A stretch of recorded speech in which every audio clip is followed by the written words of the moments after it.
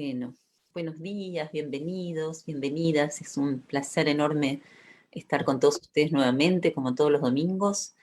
Pienso que debo verme un poco loca mientras pasan los slides porque estoy sonriéndole a todo el mundo que veo los nombres entrando. Estoy sola acá saludando, pero la verdad que es una alegría enorme verlos.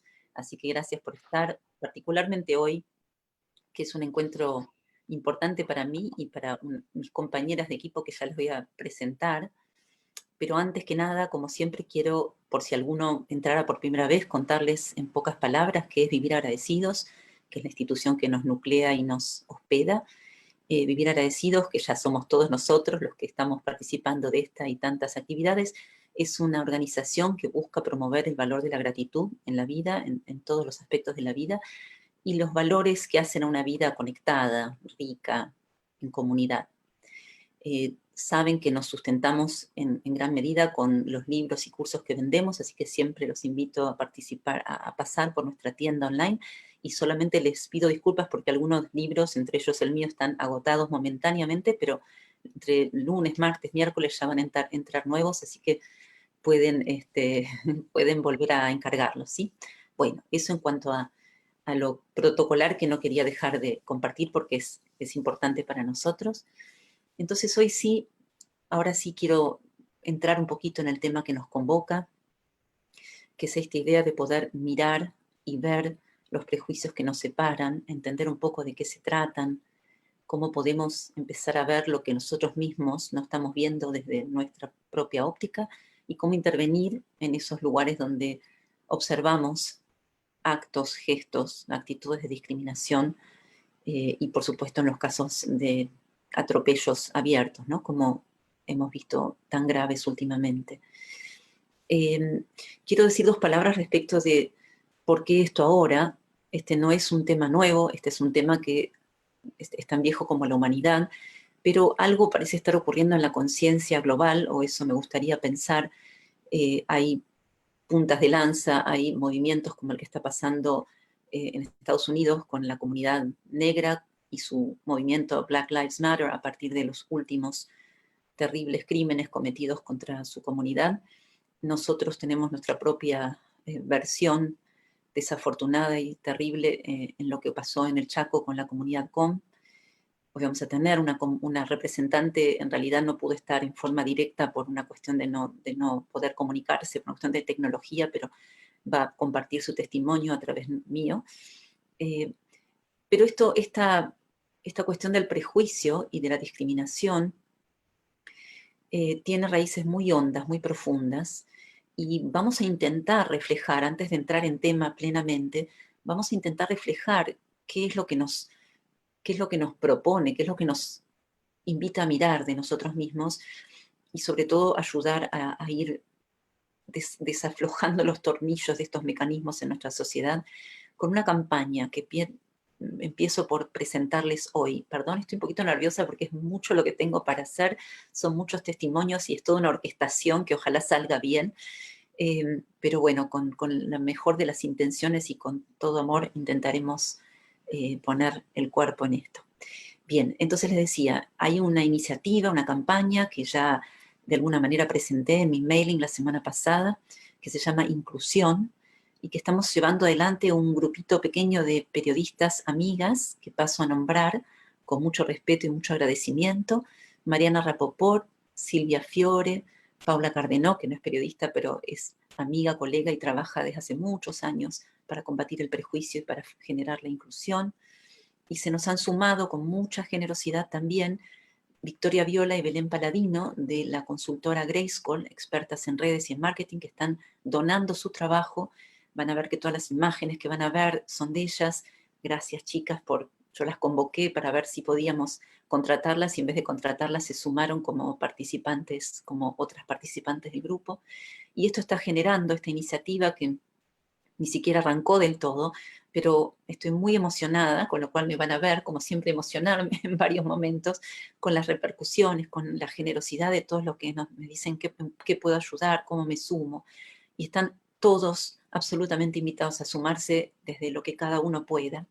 Entonces, esto vamos a lanzarlo esta semana que viene a través de Instagram y a través de una página Vivir Agradecidos, que también está alojando todos los testimonios que vamos a compartir y las ideas y las propuestas, así que ya se irán enterando, pero estén atentos cuando vean esta invitación a unirse a la cuenta de Instagram que se llama Inclusión y al hashtag Ver para Crecer, que es importante esto. Así que ahora volvemos sobre esto de por qué ver para crecer. Entonces, ahora sí voy a contar un poquito algunas ideas antes de invitar a nuestros invitados de lujo, a nuestros testimonios a compartir de sus vidas, que es lo más valioso que tenemos para compartirles hoy. Pero quería primero contarles algunas ideas, ¿no?, respecto de por qué el prejuicio, la discriminación, los estereotipos. El prejuicio es una mirada sesgada, es una mirada, en general, una preconcepción respecto de una persona, generalmente negativa, que se basa en la percepción de la afiliación de esa persona, en una afiliación percibida de esa persona a un grupo, que puede ser una religión, una raza, una etnia, un partido político, un sexo, una orientación sexual, perdón. Están tomando nota y yo estoy yendo a los piques, voy más despacio. Decía, alguna de estas categorías, ¿no? Orientación sexual, género, religión, etnia, afiliación política, creencias, valores, capacidades diferentes, cuerpos diferentes, hasta equipos deportivos diferentes, ¿no? Es muy amplia la variedad y la gama de grupos, de filiaciones que nos pueden generar, y me incluyo a todos, esta reacción, muchas veces inconsciente, de prejuicio y hasta de discriminación. Las razones y de generar estereotipos, ¿no? Un estereotipo es una sobresimplificación que se aplica a una persona. Entonces, en vez de tomarla como una persona, se la toma como un tipo de persona. Eso es un estereotipo. El prejuicio tiene sus raíces biológicas. Esto es algo muy debatido porque hasta hace poco tiempo esas raíces biológicas nos hacían pensar que era algo imbatible, ¿no? Que si el cerebro funciona de esta manera, ¿qué vamos a hacer al respecto? Por suerte, la ciencia más reciente nos trae buenas noticias respecto de esto. Pero digo, voy a hablar un poquito de las raíces biológicas. Hay dos funcionamientos del cerebro que de alguna manera dan cuenta del prejuicio. Una es la tendencia o la necesidad de categorizar. Perdón, vamos a empezar por la primera. La primera es la necesidad de ver diferencias. De ver diferencias para poder distinguir cómo operar en la vida, ¿no? Ver diferencias originalmente entre las personas, porque nuestros antepasados remotos tenían necesidad de poder distinguir un amigo de un enemigo, digamos, de alguien de una tribu o una etnia o un pueblo que pudiera resultar una amenaza, de por ahí los que participaban de su propio grupo, y la necesidad de diferenciar en general, de poder distinguir. Y esto lo hace el cerebro de manera subconsciente, porque si tuviera que hacerlo de manera consciente, sería demasiada información para procesar de manera lógica y racional. Entonces esto es automático. El cerebro distingue diferencias, se detiene en las diferencias. Y la segunda función que colabora con este proceso es la necesidad de categorizar. Si yo tuviera que cada vez que veo un vaso decir, eso tiene esta forma, tiene la cualidad de sostener, por lo tanto debe ser un vaso, la vida sería invivible, todo sería muy largo y muy trabajoso. Entonces, tengo la propiedad, mi cerebro tiene la propiedad de ver un vaso y decir, pertenece a la categoría vasos. Y ya está, no lo pienso dos veces. Entonces, esto cumple una función importante para nuestra supervivencia, para nuestro funcionar diario, pero tiende a cometer errores. Este es el lado negativo. Genera errores que llamamos prejuicio, que vamos a llamar prejuicios y estereotipos. O sea, el prejuicio y el estereotipar son errores mentales, conceptuales, que es atribuir a una persona una pertenencia a un grupo del que no sabemos y dejar de verlo como un individuo. Esta es una tendencia muy asentada y en sus casos más extremos puede ser una tendencia explícita, ¿no? Alguien que dice, los judíos son así, los negros son así, las mujeres son así, etcétera, etcétera, que tiene una tendencia a no solamente decir explícitamente, hacerse cargo, digamos, decir de manera consciente y explícita ese prejuicio, sino además adherirle a ese grupo, a ese colectivo, una cualidad de inferioridad, ¿no? De subhumanidad. Y por eso todos los atropellos y las barbaridades que conoce la humanidad desde el principio de los tiempos y que lamentablemente siguen vigentes hoy en día. el hecho de que esto sea, que tenga esa raíz biológica, no significa que sea irremontable, y les voy a explicar por qué. Así como aparece en nuestra evolución, en nuestro cerebro evolutivo, esta primera actitud, esta primera tendencia a ver las diferencias, también aparece muy tempranamente, y cada vez vamos viendo cuán importante es esto, la tendencia a la cercanía, que llamamos empatía, y en un estadio superior la compasión, que es un desarrollo un poco más tardío, la compasión, ¿no? En nuestro desarrollo evolutivo, pero no obstante se ve en su, como una proto-aparición de la empatía muy tempranamente, en la historia de la humanidad y en la historia de las personas. O sea, de bebés, y estos estudios están disponibles en internet y pueden verlos y pueden ver las filmaciones que son muy conmovedoras, como los bebés de 6 meses puestos a mirar escenas que se las hacen con títeres, donde hay un, entre comillas, malo que pega a otro títere y un bueno que intenta ayudar, los niños espontáneamente, cuando se les presentan esos títeres después, eligen sistemáticamente el bueno. Hay algo de la empatía que está muy cableado en nuestro cerebro y desde una mirada más espiritual, presente en nuestros corazones, en nuestras almas, que tiende a querer acercarse al otro y tiende a querer ver eh, sintonía y cercanía. Pero también, con los mismos estudios con los bebés, se ha demostrado que cuando se ha revelado que cuando a los chicos se les muestra un títere que tiene puesto, por ejemplo, la misma remera o come el mismo cereal, o sea, algún gesto de filiación, alguna señal de cercanía, tienden a elegir ese títere y a mostrar actitudes de mayor proximidad y de favorecer al títere que se les parece. O sea que están estas dos tendencias también muy tempranamente. Por un lado, la empatía, la cercanía. Por otro lado, distinguir entre nosotros y ellos, los que se parecen a mí y los que no.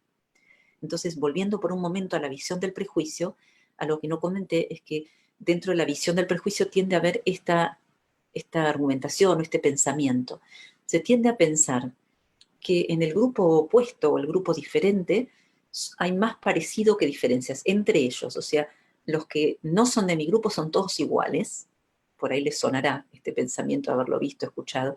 Dentro de mi grupo tiendo a ver más bien las diferencias, o sea, las individualidades, y entre ellos y nosotros tiendo a ver las diferencias. ¿Sí?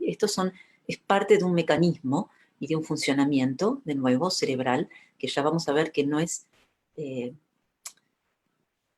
imborrable, me salen las palabras hoy en inglés, que no es, por todo lo que vengo leyendo, que no es incontestable.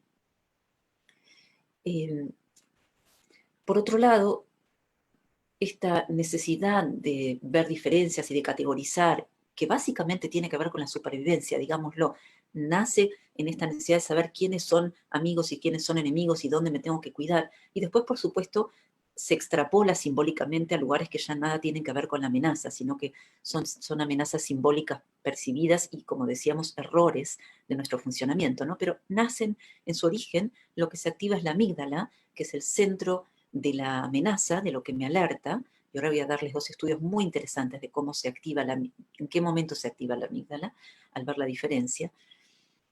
Pero este mismo funcionamiento de ver la diferencia nos genera, a veces más, a veces menos, una necesidad de lo que llaman cierre cognitivo, que es una necesidad de, más que de ver la diferencia, la necesidad de categorizar, nos genera miedo a lo ambiguo, miedo a lo incierto, miedo a lo que no termino de poder saber dónde poner.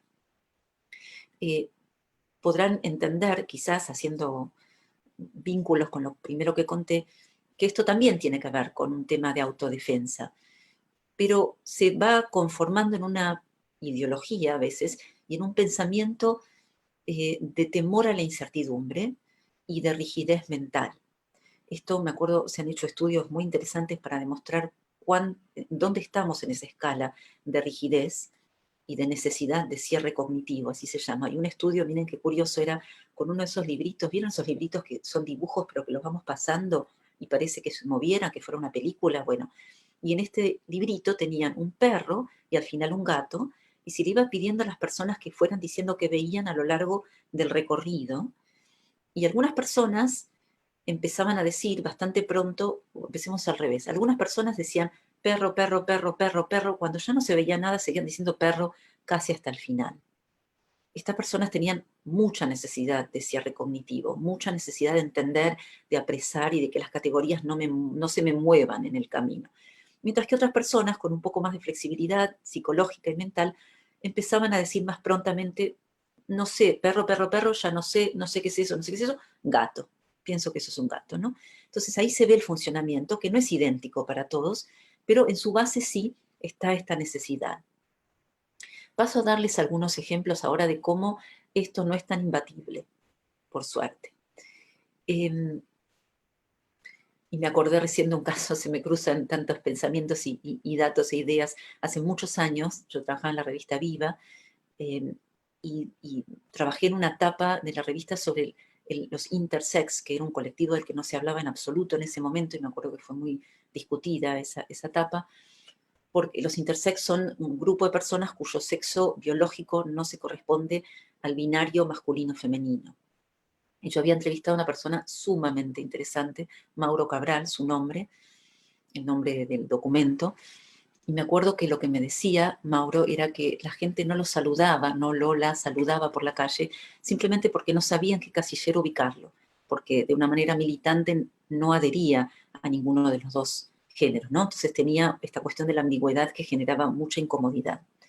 Entonces, volviendo a los estudios, estos son dos estudios que se hicieron en Estados Unidos respecto del tema blancos y negros, y uno demostraba que puestos, esto era con blancos, que miraban imágenes que iban variando, aparecían en la pantalla imágenes de negros y de blancos, y se medía lo que pasaba con su funcionamiento del sistema nervioso y de la amígdala.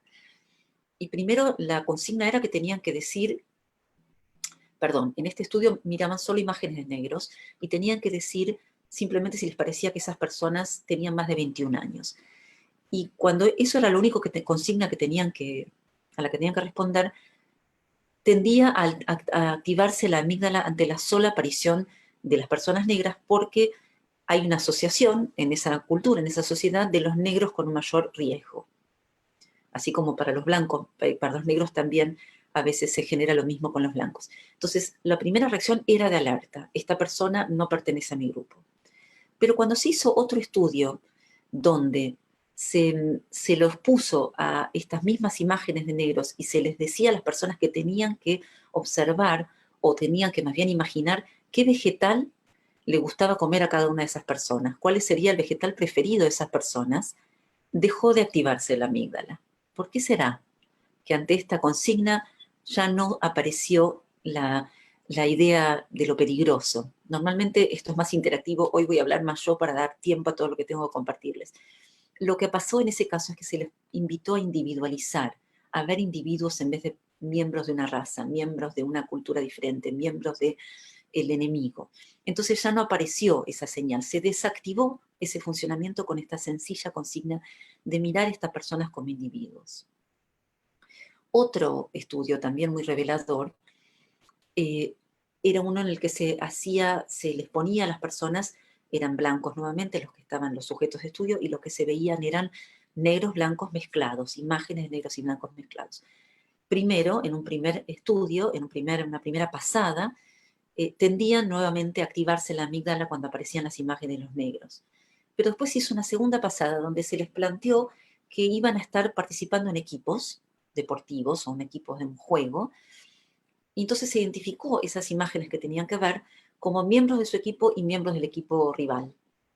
Y cuando los que ellos veían eran miembros de su equipo versus miembros del equipo rival, ya no hacían distinciones entre negros y blancos, sino que se activaba esta amígdala que reconoce al otro cuando aparecía el equipo rival. Fíjense, qué interesante, porque con un sesgo cognitivo diferente se desarmó el concepto de que los negros son el otro y pasó a ser el otro un equipo. Esto habla de cierta flexibilidad que podemos usar, ¿no? Porque ¿por qué no podríamos ir trabajando y entrenando nuestro cerebro y nuestra percepción para empezar a reconocernos a todos como miembros de un mismo equipo? Esto se está trabajando. Hacia el final de la charla de hoy voy a retomar esta idea que encuentro muy alentadora, muy promisoria, y vamos a ir viendo hacia el final del encuentro algunas pautas que podemos eh, todos trabajar para ir desarmando nuestros prejuicios implícitos, los inconscientes, que son los que operan de una manera casi universal y que son los más difíciles de visibilizar. Voy a contar una cosa más antes de ir a nuestros testimonios, que es que no todo prejuicio y no todo acto de discriminación es del estilo violento, barbárico y condenable como son los que aparecen en las noticias. Hay actos de exclusión que son más sutiles y más cotidianos y en los que también tenemos que poner la vista, que también tenemos que poner la mirada. Quiero hablarles un momentito de esto. Digo que es importante que nos detengamos ahí porque de esos participamos todos, o la mayoría de nosotros, aunque nos pensemos lejos de este pensamiento, aunque racionalmente nos pensemos personas no prejuiciosas, y de hecho, si nos remarcan haber participado en estos actos, en general la respuesta es no, yo de ninguna manera, yo no hago diferencias. De hecho, en Estados Unidos hay un gran debate ahora en torno al término colorblind, que significa ser ciego al color, que es una defensa habitual de los blancos cuando se les acusa de participar en alguno de estos actos y dicen, no, yo no veo color. Y los líderes de las comunidades de resistencia a la supremacía blanca, que largo todo esto hoy, dicen que es un término ofensivo para ellos, decir, soy colorblind, no veo la negrura, no veo el color, porque eso significa no ves lo que yo padezco, no ves la diferencia en cómo nos tratan, no ves lo que ha sido mi vida y lo que ha sido la tuya, no ves el privilegio. Entonces, no me haces un favor no viendo mi color, no viendo mi discapacidad, no viendo mi orientación sexual o haciendo que no lo ves, porque estás ignorando mis padecimientos, estás ignorando incluso también mi forma de pensar y de sentir. Entonces, eh, perdí el hilo de lo que estaba diciendo. Los actos sutiles de exclusión. Por eso es tan importante que cada uno mire hacia adentro, ¿no? Y quiero pedirnos, y soy la primera que participo de esto, y mi equipo de colaboradoras venimos hablando mucho sobre los propios prejuicios implícitos y las cosas que no vemos, porque estos actos, por eso el término que lo trae una activista americana que se llama Tiffany Hanna, y que es de sexo binario, de color, digamos, perteneciente a distintos, a lo que se llama intersectorialidad, o sea, que pertenece a varias minorías. Estos prejuicios, sí, acá dice, vea, son sutiles, son dañinos porque son escondidos, tal cual. Ella encontró este término que es actos sutiles de exclusión para marcar que son actos y no personas y generar un poco menos de rechazo, o sea que todos, incluso gente que pertenece a grupos marginalizados, puede momentáneamente cometer actos sutiles de exclusión. Son actos que sin malas intenciones, a veces con muy buenas intenciones, hacen que el otro se sienta invisible, anormal, inadecuado, una curiosidad, no un individuo, o sea, perteneciente a un colectivo X, una carga, una amenaza. Todo eso puede pasar con un simple acto, y les voy a dar un ejemplo, solo porque lo leí hace un ratito, de cómo funciona a veces dentro de una misma minoría. Es un ejemplo que cuenta una profesora de, no me acuerdo si es de Harvard o qué universidad, que consigue un cargo importante, se muda a un vecindario blanco, a una casa bonita, y el rector de la universidad le manda flores, como felicitándola por el cargo, y el hombre, el delivery man, el del correo, que le lleva ese ramo de flores, que también ella es negra, perdón, y él es negro, y cuando llega, toca la puerta y dice, ella abre, ella es así como chiquitita, mujer, negra, y él dice, esto es para la profesora McGee, y ella le dice, yo soy la profesora McGee, y él dice, mira la tarjeta y dice, ¿estás segura? Pregunta, ¿estás segura que sos la profesora McGee? Y en ese ¿estás segura? Hay un mundo de preconceptos, ¿no? Como una negra mujer que vive en ese barrio, en esa casa, va a ser la profesora que está recibiendo ese ramo de flores y recibiendo esa distinción, ese honor de pertenecer a esa universidad. Bueno, esto no está nadie exento de caer en estas generalizaciones y en estas presuposiciones que hacen que el otro se sienta nadie por un momento. Casos de esto, ejemplos rápidos, alguien que está en un negocio comprando algo y viene otra persona y le pregunta y le pide un dato, presuponiendo que esa persona trabaja en el negocio por su aspecto, por su color de piel, por algo X, y salta a esa idea, ¿no? Otro ejemplo, preguntarle a alguien de dónde sos, si está acá entre nosotros hablando en castellano, y preguntarle dónde sos, presumiendo por su color de piel, por ejemplo, que no es argentino o argentina. Este tipo de preguntas que a veces expresan curiosidad meramente, no van con la intención de herir, pero hieren, dañan, hacen que la otra persona no se sienta, vuelvo a decir, un individuo con derecho a estar ahí, perteneciente, normal, adecuado, uno más de la comunidad o de la sociedad. Otro ejemplo, se me había ocurrido recién. Bueno, se me fue, no importa.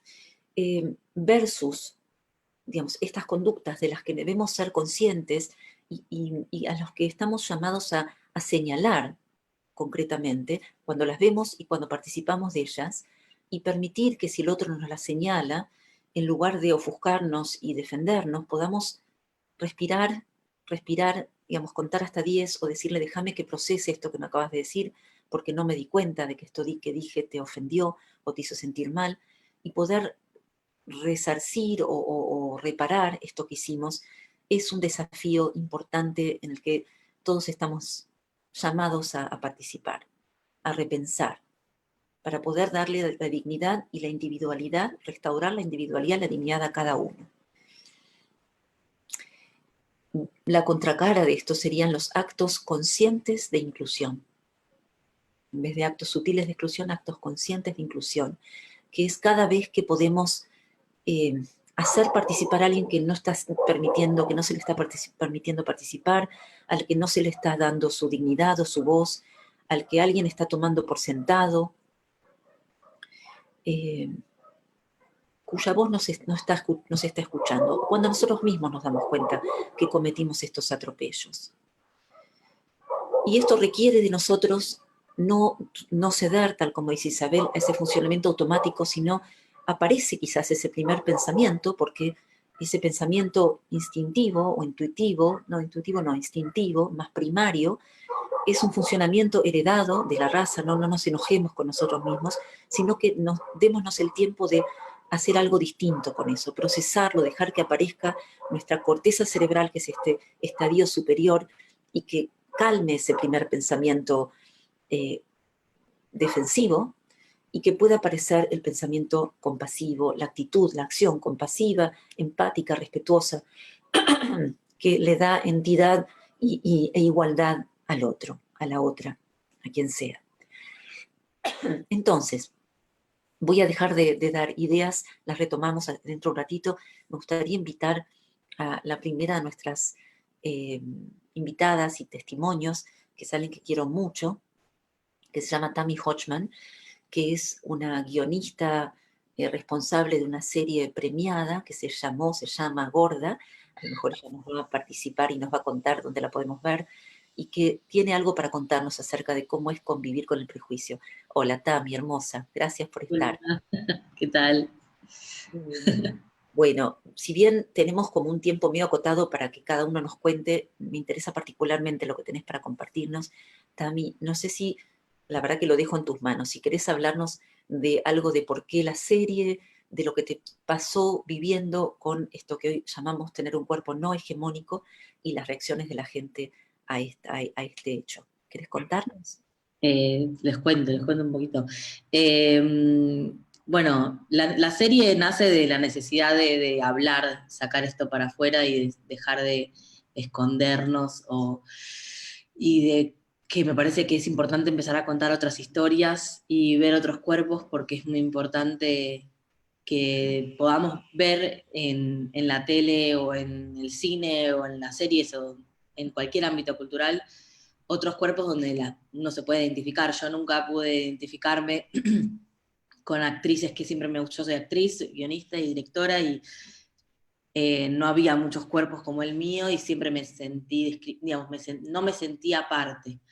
Y bueno, desde muy, muy, muy chica que fui pasando por muchos nombres, y de gordita, rellenita, qué sé yo, esas cosas nombres que tratan de de decir algo sin, no sé, ser más amables, aunque no lo son. Y me cargaron mucho de muy chica. Y bueno, especialmente se dio el puntapié más fuerte fue cuando yo me fui a vivir afuera y volví, y me di cuenta que en la Argentina la discriminación hacia les gordes, es más fuerte que en otros lados. Acá los talles, o sea, yo casi no puedo conseguir ropa. La ley de talles nacional se sancionó, recién salió en noviembre del año pasado, y hasta ese momento, bueno, todavía no se ha accionado, va a llevar un tiempo hasta que eso pueda lograrse. Así que ahí fue cuando vi la diferencia y dije, esto tenemos que hablarlo y tenemos que darnos cuenta como sociedad en el mundo, pero en la Argentina especialmente, de empezar a incluirnos a todos y ver no solamente cuerpos gordos, cuerpos normales, me refiero a no una mujer que tenga, ¿no?, 90, 60, 90 y esos cuerpos inalcanzables, ridículos, que ni ellas mismas se sienten cómodas con su cuerpo, aunque todos creamos que son hermosas o lo que sea. Y bueno, eso, empezamos a escribir, aplicamos para el Inca, ganamos un concurso y armamos la serie, que se llama Gorda, que la pueden encontrar en YouTube o en Flow de Cablevisión. Es cortita, estamos trabajando en la segunda temporada y por suerte hay un creciente activismo gorde que en las redes sociales, y hay una asociación que se llama Anybody Argentina, que fueron los que estuvieron luchando por la ley de talles, un montón de asociaciones y gente que está laburando con este tema, que me parece súper importante. Creo que estamos haciendo, entre todos estamos haciendo un cambio lento, pero seguro, me parece. Así que gracias, Fabi, también por todo esto. No, al contrario, también súper agradecida de que nos cuentes. Y una pregunta más te hago. Están digamos, los casos más groseros, ¿no? Como, bueno, los hechos, como que no haya ropa, las cosas que me contabas que por ahí te han gritado por la calle, o sea, cosas como muy abiertas y más incomprensibles. Pero después están estas pequeñas, volviendo a lo de los actos sutiles, ¿no? Que por ahí me gustaría remarcar, porque ese es el lugar que cada uno puede hacer un acto de reflexión y de conciencia. ¿Te ha pasado que te hagan comentarios sobre tu cuerpo que vos no pediste, por ejemplo, con gestos Sí, claro. Sí, sí, todo el tiempo, ¿no? Gente amorosos? extraña haciendo comentarios sobre mi cuerpo. Eh, Primero, la que más me duele es el estar más flaca con estar más linda, como Mm. estoy gorda, pero soy linda igual. Digo, no sé, gordo es gordo, flaco es flaco, lindo, feo, alto, bajo, rubio, pelirrojo. Y bueno, digo, no tiene, saquémosle lo peyorativo a la palabra gordo. Eh, que encima los argentinos lo usamos como un term of endearment, como algo cariñoso, che, gorda, gordo, entre parejas, o sea, entonces, tenemos ya ese hilito de que gordo es algo lindo también, no tiene que ser algo peyorativo. Entonces, recuerdo así como amigas de mi vieja, ponele, haciéndome comentarios de eso, o gente, bueno, en la calle, viéndome comer, no comas, que sos lindo, tipo, ¿qué? No entiendo. O en la serie, por ejemplo, hay uno que es chiquito que me gusta también, que tiene que ver con en la familia, que hay una cena familiar bueno, también ella es judía como yo y también hemos recibido, bueno, desde ese lado es otra historia también, pero están en una mesa cenando y el tío le pregunta a la amiga si está en pareja y habla de la pareja de la amiga, y a la protagonista, que es gorda, le dice, ¿y el laburo? Como si la pareja no fuese una opción, como si eso no es algo que no está dentro del mundito de la gorda, ¿no? La gorda no tiene pareja, no puede conseguir una pareja. Entonces ella reacciona mal y se va a separar de la mesa, porque obviamente es agresivo, parecería ser que por ahí no, o por ahí en la familia pasa desapercibido, pero es agresivo. Eh, o asumir que estás a dieta, o no asumir que estás a dieta, digo, ah, no, vos torta no, o dale, dale, ¿qué importa? Es como, no sé, déjame elegir como cualquier otra persona acá, como cuando una vez dije que no quiero torta porque parecía fea la torta, y yo para comer torta fea prefiero comerme otra cosa rica, entonces digo que no, dale, dale, que como si estuviera a dieta, no, no quiero comer tu torta, no pasa nada también si yo no quiero comer torta, no se preocupen. Como siempre hay algo para decir, si el gordo come es porque come, si el gordo come porque no come, es como siempre hay algo bien. para marcar o deslizar ahí por debajo, digamos.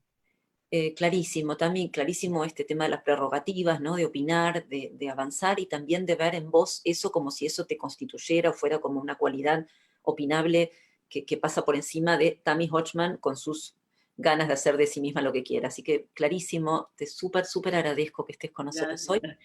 y recomiendo muchísimo la serie. Por favor, no dejen de verla. Gorda por Tammy Hodgman, entre otros, y muy, muy recomendable. Gracias, hermosa. Gracias, gracias. Bueno, seguí acá con nosotros porque ahí veo que ahí justo comentaban respecto a tu testimonio, Diana, que creo que también está con nosotros. En realidad habíamos pensado preguntarle a Jorge, que creo que estaba preparado para su testimonio, pero Diana también, si querés, porque vamos a hablar también de los cuerpos con capacidades diferentes o discapacidades que no también reciben el mismo trato como segmentado, no individualizado. Y me gustaría que por ahí Jorge nos cuente. Jorge padece de distrofia muscular de Duchenne, él es diseñador. ¿Estás por ahí, Jorge? Sé que ibas a estar, pero no te vi, así que confirmame si estás y no por ahí, si no por ahí. Hola, Sí, ahí estás. ahí se Hola, escucha bien. Jorge. Sí, Hola, ¿qué tal? Buenos días. gracias por estar, Bien, Jorge. bien, como vos decís, sí, soy diseñador gráfico, eh, hago también edición de video, bueno, varias cosas relacionadas a lo que es multimedia, community manager también, bueno, un poco de Ujú, todo. La herramienta fundamental es la computadora para claro, alguien con movilidad reducida porque es o sea, mi oficina, mi cine, mi lugar de esparcimiento. Así que, digamos claro. que elegí una profesión que me gusta y que disfruto y que la puedo hacer, principalmente. Gracias por contarnos, Jorge. Yo Bien. de lo que nos pasaste como testimonio quería quedarme en una partecita que me pareció muy importante y es el tema de lo que te pasa cuando querés viajar con los colectivos. Si querés Sí, cortito contarnos qué dale, pasa sí. con eso. Sí, esto es todo un tema. Porque yo cuando tengo que ir yo vivo en Buenos Aires, en la zona este, en Ituzaingó. Y cuando tengo que ir a Capital, tengo que ir en el tren está perfecto. La estación del tren coincide con la altura del tren, los trenes nuevos, eso no tengo un problema. El tema es cuando llego a Capital y tengo que tomar un colectivo o un subte. Con el subte muchas veces los ascensores no funcionan. O por ahí te encontrás que bajaste en una estación, llegaste a tu destino y no podés salir. Y tenés Mm, que volver hacia atrás y perder tiempo. mm, Entonces es preferible quizás el colectivo. Pero también hay problemas con los colectivos, porque muchas veces tienen las rampas y las tienen bloqueadas desde la terminal de colectivos para no hacerle mantenimiento y es como si no estuviera. Y entonces me tienen que, o entre cuatro, porque yo tengo una silla de motor que pesa 100 kilos, más de 100 kilos, más mi propio peso, y entre cuatro me tienen que ayudar para subir la silla con el riesgo de que me pueda caer o que se rompa la silla o lo que sea. Y a veces tengo que dejar pasar entre 3 y 4 colectivos hasta que encuentro uno en el cual la rampa funciona. mm, Y para hacer el mismo recorrido que tiene que hacer otro, me lleva 3 veces más, mm. solo porque no puedo subir al colectivo. Hasta que me canso y termino pidiendo ayuda de que me suban como se Claro, pueda. claro. Pero bueno, Eh, eso me parece muy injusto.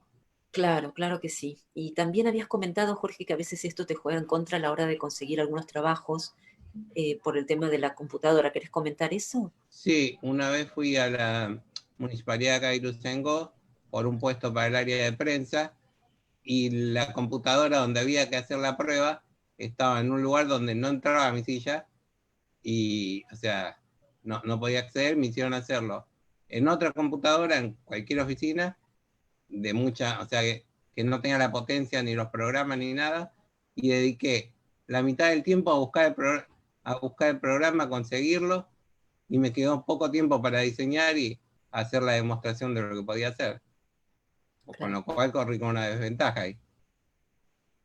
Absolutamente, claro. Y esto, vos no ves que esto es algo que esté cambiando particularmente ahora, ¿no? No, no ves como progresos en la conciencia respecto Y yo de la... no tuve otras entrevistas porque básicamente trabajo desde casa y por mi cuenta y es lo que mejor me Claro, resulta. claro, claro. Te súper agradezco, Jorge, que nos contaras esto. Cada uno de los temas da para hablar mucho más, pero como quiero poder incluir diversidad de testimonios, vamos a cerrar acá, pero te súper Está agradezco que bien. nos contaras y me Yo parece que te hay agradezco a vos no, por la oportunidad. al contrario, Bueno, hay muchas periodistas presentes hoy y todas podemos hacer un poco de fuerza para que estos temas se difundan, así que ojalá que así sea. de todas maneras te agradezco que no me hayas hecho hablar mucho, porque si no, por ahí me agoto y me falta el aire. Ah, bueno, Porque bueno, yo uso un ventilador que se llama BiPAP, y eso es lo que me da aire cuando tengo que hablar mucho, me lo pongo porque si no, enseguida me claro. agoto. Bueno, Pero bueno, más valioso todavía que hayas estado con nosotros y que hayas compartido. Gracias, Jorge. Muchas gracias a gracias. vos. Chao, Hasta hasta luego. la próxima. Quédate con nosotros igual. Eh, bueno, estamos viendo la diversidad, ¿no? Como mencionamos al principio, no es que es un grupo que sufre discriminación y prejuicios, sino que son infinitas variantes, pero para cada uno de ellos, de los individuos que pertenecen a estas situaciones no estrictamente hegemónicas, es una diferencia entre conseguir trabajo, no sentirse parte de la comunidad o no, poder estar en paz con sus emociones o no. Es mucho el impacto que tienen los actos sutiles y los actos no sutiles de exclusión. Y me gustaría detenerme ahora en la situación que viven nuestros pueblos originarios, las comunidades de los pueblos originarios, particularmente la COM, mal llamada Tobas, que tuvieron este acto barbárico de violencia hace muy poco tiempo. Y tenemos una representante que nos dio su testimonio, que es Sandra López, pero que no pudo estar hoy porque no tiene computadora y le costaba mucho conseguirlo con el celular, pero lo tenemos por escrito y tenemos su foto, que es preciosa. Luz, cuando puedas, anda buscándola. El testimonio es más larguito, pero yo quiero leerles un poquito antes de que lean esta parte que van a ver acá. Está ahí con su hijita. Yo quiero leerles desde el principio, no lo podíamos poner en pantalla porque era largo, pero esto es lo que ella nos comparte. Mi nombre es Sandra López. Creo que en realidad tenía otro nombre, pero por cuestiones, entre comillas, culturales, no fue aceptado en el registro civil y mis padres optaron por ese nombre. En fin, pertenezco al pueblo Con, más conocido en la historia como Tobas. Nací en la provincia del Chaco, a orillas del río Bermejito, pero mis padres y abuelos tuvieron que abandonar el territorio cuando fueron desalojados por no tener papeles o títulos de propiedad, cosa que jamás se conoció en un pueblo originario donde todo es de todos. Hoy en día, después de tantas luchas en la provincia de Buenos Aires, mis padres lograron un espacio comunitario, una comunidad compuesta por más de 70 familias. Yo tengo una mini familia, un gran compañero y una hermosa niña que llegó cuando ya ni pensaba que sería posible. Ambos nos dedicamos a la elaboración de artesanías en cerámica, no solo como medio de sustento, sino también como forma de intercambio cultural y como una manera de mantener viva esa parte de nuestra historia, perdón, de nuestra cultura.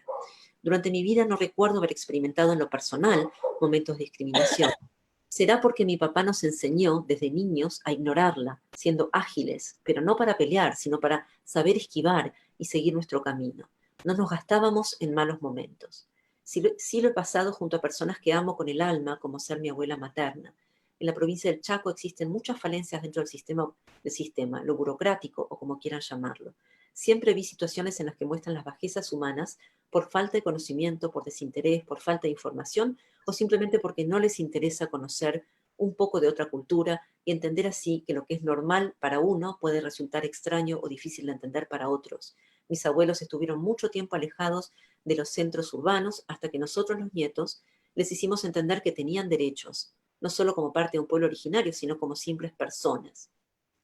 Así, con idas y vueltas, con gente que los miraba mal y raro y no le tenían paciencia a nuestros ancianos, que para nosotros son lo más importante, logramos sus jubilaciones, sus títulos comunitarios y demás cuestiones protocolares para poder seguir viviendo. Y acá la frase que destacamos que queríamos leer juntos. Yo no creo que los pueblos originarios tengamos la solución a todos los problemas sociales. Lo que sí entiendo es que nuestros mayores nos viven enseñando que el respeto, el escuchar al otro, el comprender, el convivir con uno diferente, no tiene que ser un caos social. Nadie tiene la cara que nos mida cuán errados podemos estar. Sí se puede entender o por lo menos juntos buscar una salida por un mejor vivir. Desde siempre escuché a mis abuelos y padres soñar con un futuro mejor y no se refieren a lo económico, sino a lo social, a lo espiritual, a los ciclos naturales, al respeto social, a la convivencia intercultural. Y después ella concluye diciendo, me encantaría poder transmitir un ideal de sociedad, un sueño, un anhelo de felicidad mundial, pero luego caigo y entiendo que aún eso sigue intacto en mi interior. El tema es practicarlo día a día. Un sueño por una sociedad pluricultural. Gracias, Sandra, por compartirnos este testimonio tan valioso. Quiero decirles que Sandra, el testimonio lo tomó Mariana, gracias Mariana por tomarlo. Está en este momento, como no están pudiendo hacer sus ferias por la cuarentena, están llevando adelante un comedor popular que está dando de comer a 200 personas. No teníamos cómo compartirles el dato acá, pero los que quieran ayudar a Sandra y a su comunidad pueden escribirnos a info@viviragradecidos.org y ahí vamos a compartirles la data de cómo pueden, unos datos bancarios para que puedan donar o cómo pueden acercarse a ayudar de alguna manera, ¿sí? Va a ser muy bienvenido todo lo que puedan aportar. Y acá Estela Maris dice, cuando yo era niña y viajaba al Chaco, uno de los insultos más graves era que te dijeran indio. Tremendo. Perdón que hoy no estoy dando mucho voz a todos los que están participando, pero me importaba mucho que pudiéramos escuchar estos testimonios. Creo que hoy está con nosotros, pero hoy prefería no hablar. Mía Fedra, perdón, estoy con tantos nombres en la cabeza, Mía Fedra, que es una tenista destacada, trans, y ella nos dio un testimonio precioso, pero me parece que prefería que lo compartiéramos después por escrito. No obstante, si igual tenés ganas de decir algo, acá te damos toda la bienvenida, Mía, pero sí quiero compartirles un poema de una activista trans. Si lo podés encontrar, Luz, se llama... perdón, no, antes de ese poema vamos a leer, ya que hablamos, que dimos el testimonio de Sandra, vamos a leer el poema que se llama Un buen salvaje, ¿puede ser? Me costó elegirlos, había tantos poemas maravillosos para hoy. ¿Cómo ser un buen salvaje? Miqueas, que es la autora de este poema, lo escribió en lengua zoque, que es su lengua original, es el pueblo ajuay, que vive en Chiapas, en México, y el poema dice: mi abuelo Simón quiso ser un buen salvaje, aprendió Castilla y el nombre de todos los santos. Danzó frente al pueblo, al templo, y recibió el bautismo con una sonrisa. Mi abuelo tenía la fuerza del rayo rojo y su nahual era un tigre. Mi abuelo era un poeta que curaba con las palabras, pero él quiso ser un buen salvaje. Aprendió a usar la cuchara y admiró la electricidad. Mi abuelo era un chamán poderoso que conocía el lenguaje de los dioses, pero él quiso ser un buen salvaje, aunque nunca lo consiguió.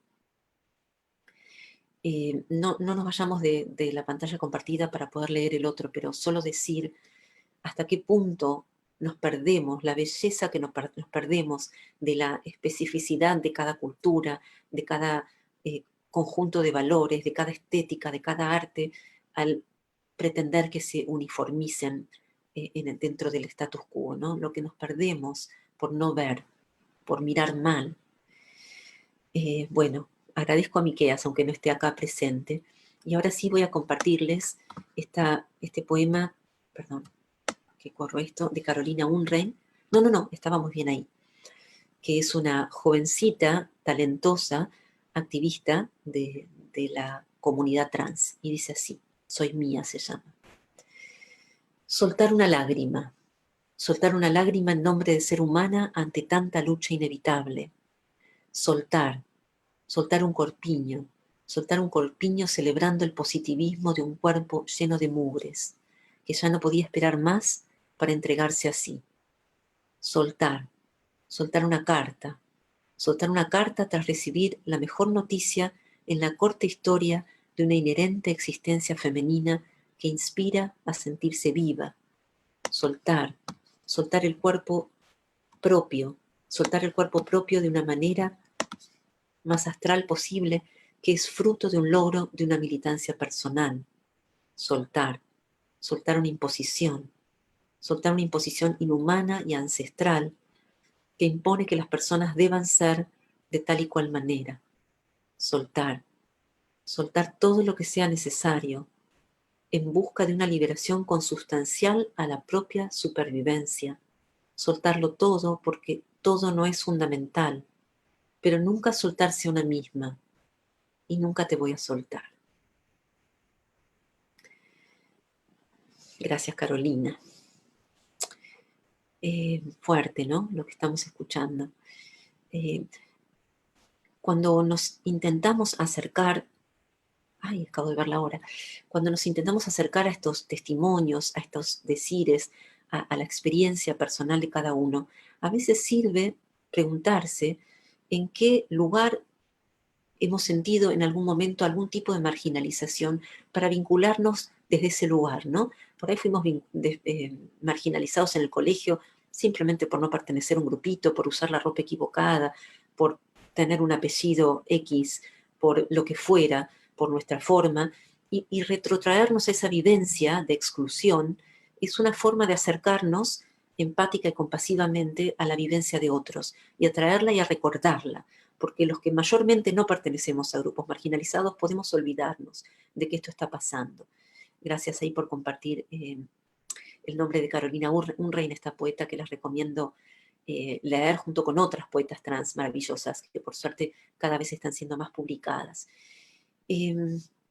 Quería compartir también, no quiero dejar estos testimonios afuera, el testimonio de Sebastián. Sebastián es un hombre, lamentablemente no tengo el apellido, porque es un testimonio que no tomamos nosotras, porque por el tema de la cuarentena no nos podemos alejar mucho, y este es un testimonio que tomó Mariela Fumarola, gracias Mariela, de Caminos Solidarios, que hace recorridas, y ella sí tiene permiso y sigue haciendo las recorridas, y conoce por nombre y apellido, y por amistad a mucha de la gente que está viviendo en la calle, y ella sí pudo tomarnos el audio de este testimonio de Sebastián. Tenemos el audio, tenemos la foto. Lucy, si podés, cuando puedas. Junto a la primera pregunta, Sebastián. Discriminación siempre tenemos, hacia la gente, hacia la policía y hacia lo que... ¿De ellos hacia ustedes? Claro. ¿Sienten discriminación? Sí, siempre discriminan. ¿Y de qué modo? Porque creen que somos ignorantes, hipócritas, drogadictos, que no servimos para nada. Y la mayoría de los que estamos en la calle tenemos mucha inteligencia y sabemos todo, solamente que las drogas los llevó a esto. ¿Y de qué modo te hacen, te discriminan? ¿Qué hacen? Nada, vienen con armas, o sea, te intimidan, como que no puedes estar acá, como que, bueno, no sos apto para la sociedad. Claro. Esa era la realidad. Y acá la pregunta 2 dice, ¿qué te gustaría que la gente supiera de vos y de tu experiencia de vida? La gente que, lo que supiera de mí es la gente lo que quiero que sepa de mí que soy un tipo que puedo dar mucho. ¿Y qué es eso mucho? Es amor, que es lo principal de todas las cosas. Amor hacia las personas. O sea, que no te vean como un bicho, como un gusano o como lo que sea, ¿verdad? Relacionado a algo feo. Perfecto. Somos personas coherentes, somos personas que podemos llegar a hablar, somos personas que podemos llegar a dar amor. Perfecto. Bueno, gracias, Sebastián.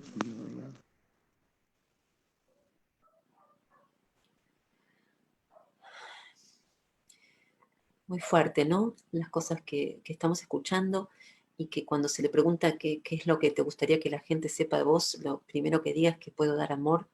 Es muy conmovedor porque cuando pasamos por delante de tantas personas que están viviendo en la calle, por ahí uno acerca lo que tiene a mano, lo que puede, una comida, pero quizás no estamos pensando que ese gesto puede ser retribuido y que nosotros podemos recibir amor de esa persona, y no por pertenecer a ese colectivo que es los sin techo, están menos capacitados para dar de sí.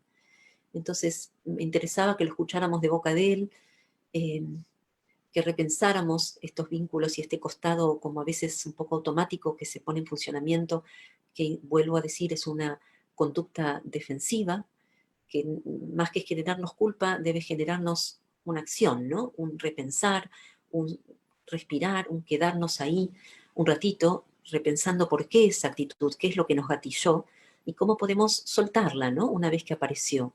Me gustaría hablarles ahora un poco de algunas formas de trabajar con esto, porque ya dijimos, esta tendencia al prejuicio existe, pero también existe, y es mucho más fuerte, por suerte, la tendencia a la empatía, a la humanidad, al respeto y a la comunión con el otro.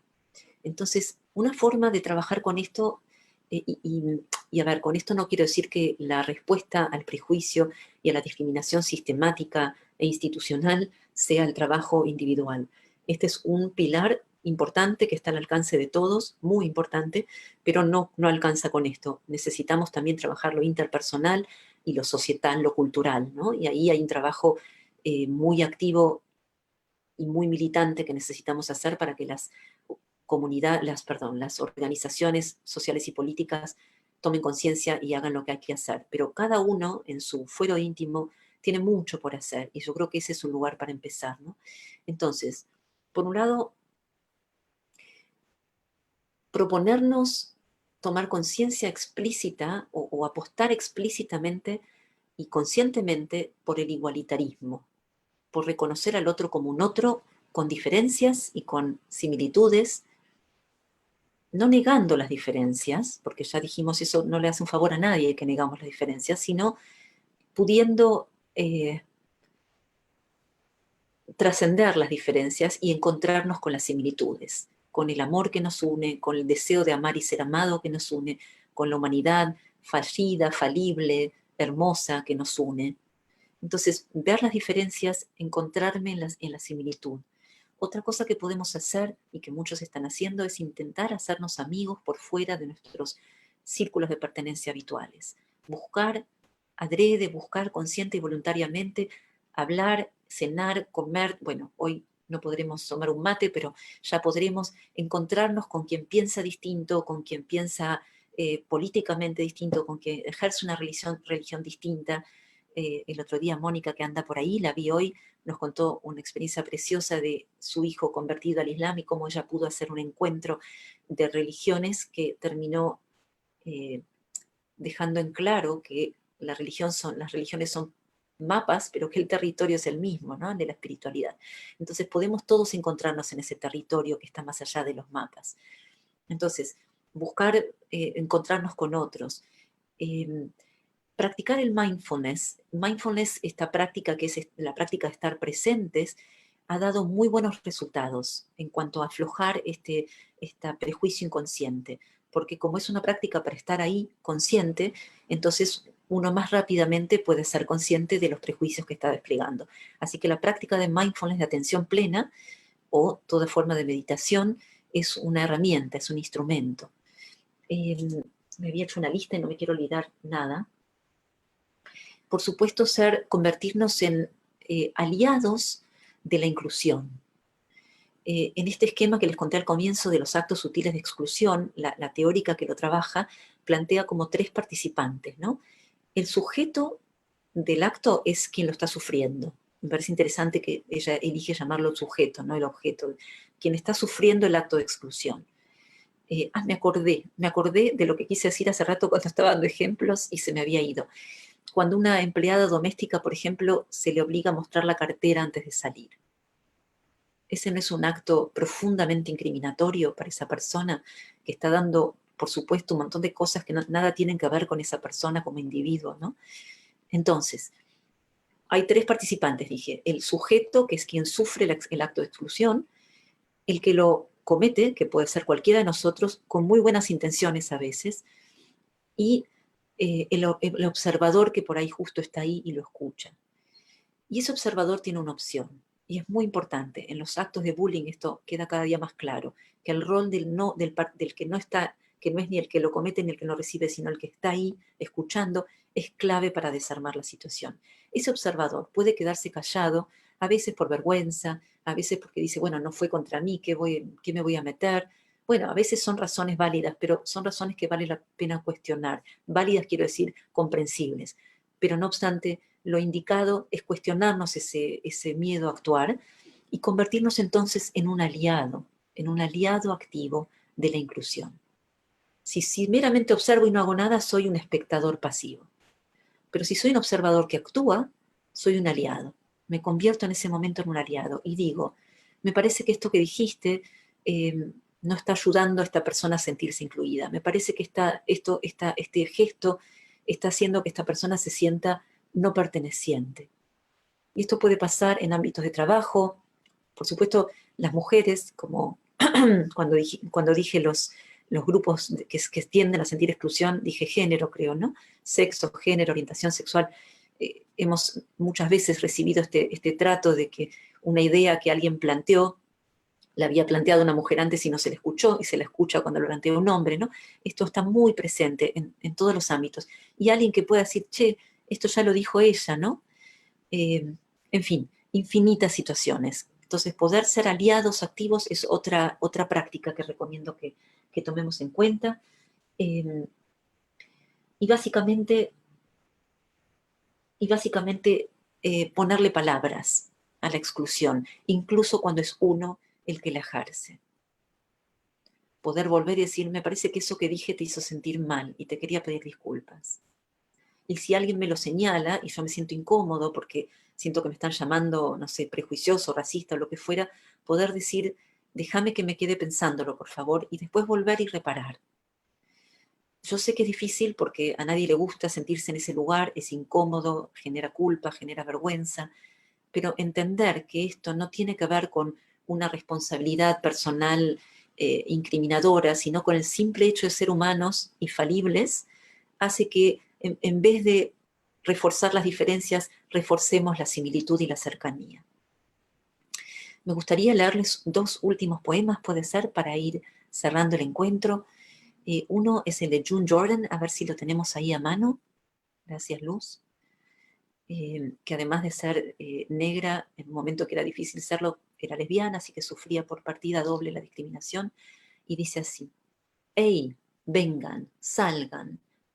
Perdón, el nombre es importante. El nombre de este poema es Invocación a las minorías silenciosas. Invocación a las minorías silenciosas. ¡Ey, vengan, salgan! Donde quiera que estén, necesitamos reunirnos bajo este árbol que no ha sido plantado todavía. Que no ha sido plantado todavía. Necesitamos reunirnos bajo este árbol que no ha sido plantado todavía. Quédate un momentito ahí, Luz, no lo saques todavía. Esta es una hermosa invitación a todos. Ella la hace a las minorías silenciosas, pero podemos sumarnos y cada día queda más claro, y los militantes, los activistas negros en Estados Unidos lo están diciendo. Dicen, blancos, los necesitamos a ustedes. Esta lucha es de ustedes porque ustedes generaron esto que está pasando.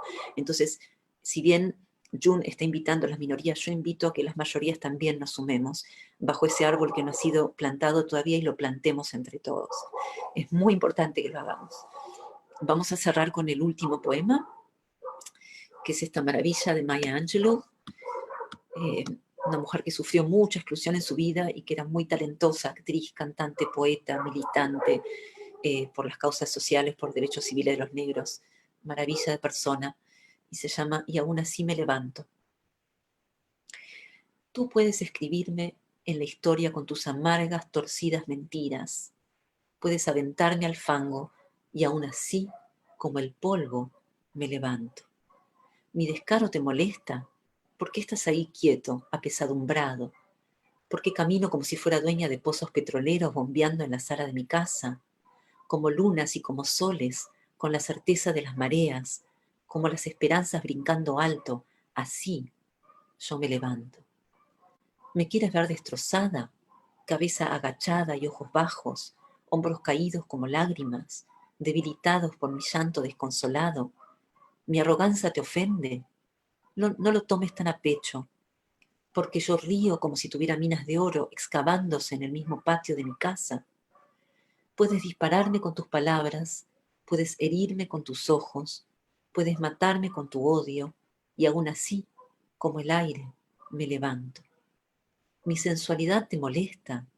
Surge como una sorpresa que yo baile como si tuviera diamantes ahí donde se encuentran mis muslos. De las barracas de vergüenza de la historia yo me levanto. Soy un negro, desde el pasado enraizado en dolor, yo me levanto. Soy un negro océano amplio e inquieto, manando. Me extiendo sobre la marea, dejando atrás noches de temor, de terror, me levanto. A un amanecer maravillosamente claro, me levanto, brindando los regalos legados por mis ancestros. Yo soy el sueño y la esperanza del esclavo. Me levanto, me levanto, me levanto. Gracias, Luz.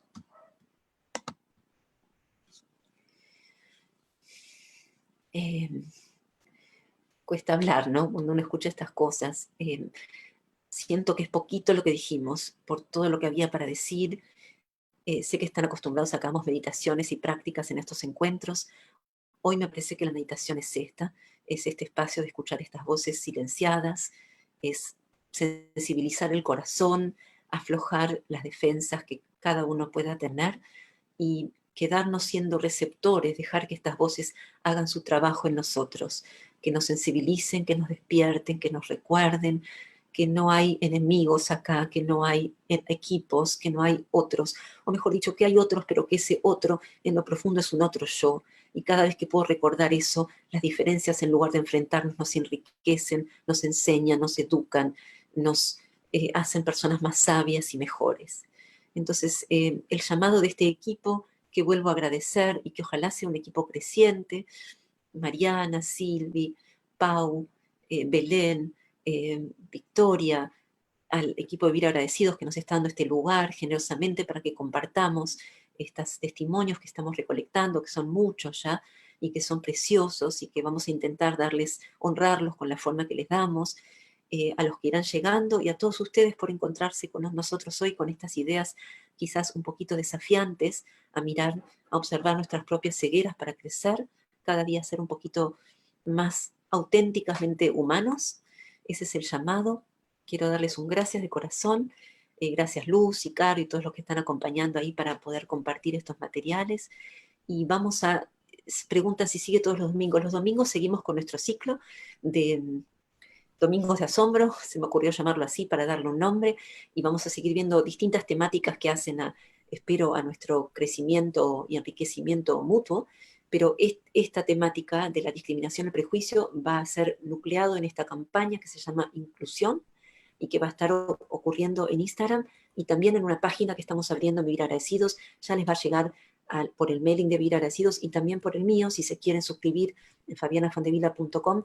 Los jueves yo doy un montón de noticias que tienen que ver con esto, así que bienvenidos todos que se quieran sumar a recibir ese mailing de los jueves, ¿sí? Creo que, bueno, lo más importante, espero haberlo dicho y todo lo demás seguirá. Esto es apenas un comienzo. Otra vez, muchísimas gracias.